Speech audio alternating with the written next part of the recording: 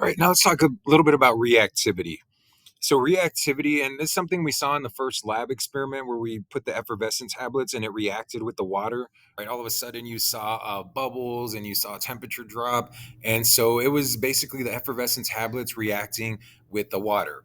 Right, so reactivity is just the ease and speed with which an element combines or reacts with other elements or compounds.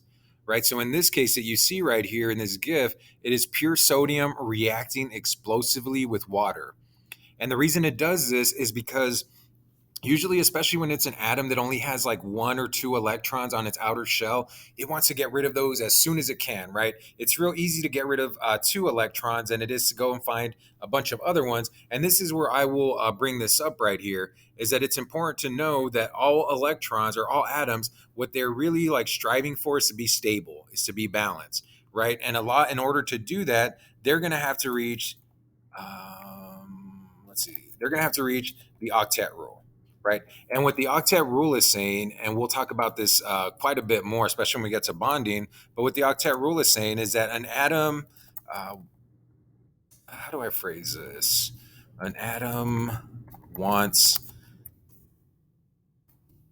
8 electrons in its outer shell. Right, so that's basically what the octet rule is saying. And let me kind of expand this a little bit.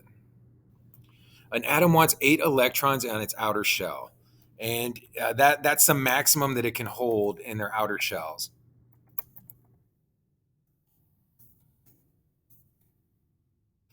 Oops, and I don't know why lowercase that, but anyways, yeah, that's the maximum that it can hold in its outer shell. There's two cases where this is not going to happen, and that's in hydrogen and helium, but that's because it only has one shell. And the rule is technically, and again, we're going to cover this in more detail, the first shell can only hold a maximum of 2 electrons. Every other shell after the first shell can hold a maximum of 8. Right. And that's what they all want to get to, is to reach that full shell in order for them to be stable, to not want to react with anything else. And so the reason I'm mentioning this is because right here you see that reactivity is just, again, how quickly they bond with something else. And atoms that only have 1 or 2 electrons on their outer shell, so like this example again, right here, sodium, right? So sodium only has one electron on its outer shell. So it's going to be very easy right here for this atom of sodium to get rid of this. And that's why it reacts so quickly, is because, and that's why it reacts explosively, is because it's so easy to just get rid of this one electron on its outer shell that it reacts very aggressively, I guess. And that's why you see that flame go up. Because here is pure sodium, right? That's what this bullet point is saying. Pure sodium reacts explosively with water. This right here is sodium, right? Na is sodium. So that's why you see it reacting the way it does, is because it's getting rid of that electron as fast as it can. Right. So what you'll notice here is that families, so right here, groups or families have similar reactivity, right? So they react similarly. So again, these right here react the way they do because they only have 1 or 2 electrons on their outer shell, right? Again, that's why there's a 1 here, and that's why there's a 2 here, because again, these only have 1 electron on their outer shell. These only have 2 electrons in their outer shell.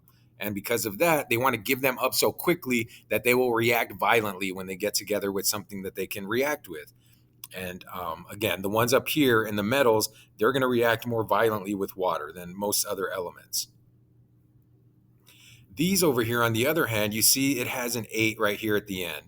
And so the number up top is 18. But again, you don't really focus too much on the 1. You focus more on the second number, in this case, the 8. And so what I was saying is that they're all trying to reach that full shell, right? And I said the only exceptions are helium and hydrogen because they only have the one shell. So let me go and show you this again. Right here, the helium and the hydrogen, they only have one shell. It only has one shell, right? So this one has a maximum. It has 2. This one can still use another one, right? Because again, the max for the first shell is 2. All the other shells are 8. And so this one has its full first shell. This one has 8 in its outer shell. This one has 8 in its outer shell, 8 in its outer shell. So all of these will not react with anything because they already have their full shell, right? They don't want to react with anything because they're good. So remember, the octet rule, they're trying to reach their full outer shell. For most of them, that number is 8.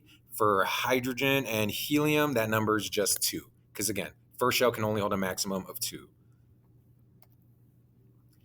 So atoms have neutral charges. That's just generally how they are. So if